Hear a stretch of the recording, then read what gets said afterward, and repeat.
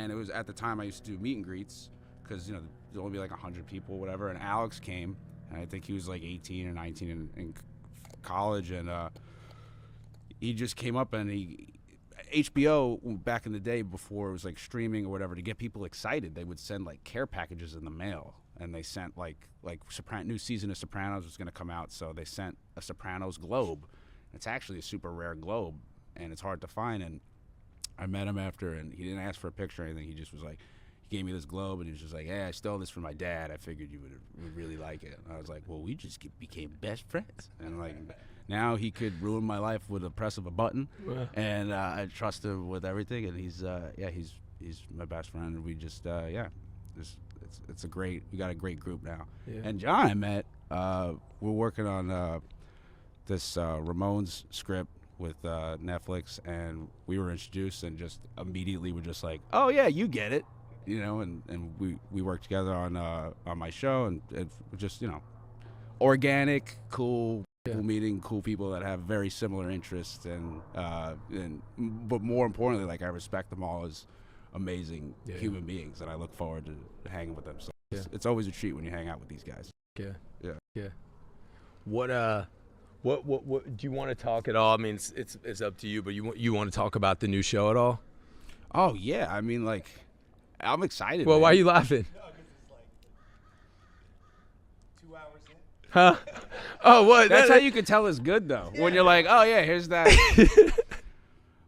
Me and my buddy Judah Miller and Dave Cyrus, who I've known for my whole time doing stand-up, we were just like, let's just write something stupid and silly and like have fun. Like, who cares if it goes anywhere? Like, let's exercise, and just so we do something.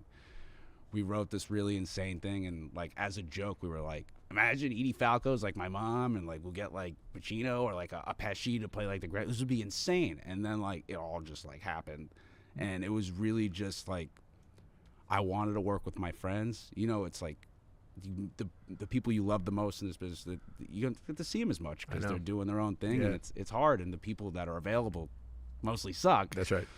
And want to be around you and suck your energy. And, you know, so I was like, I just want to work with my friends and have fun one time and just tell it my way. And we went to everyone, and we had a bunch of options, but Peacock was just like, yo, you can do whatever you want. You've worked with us for a long time. And Lauren got behind it, and I had a blast, man. And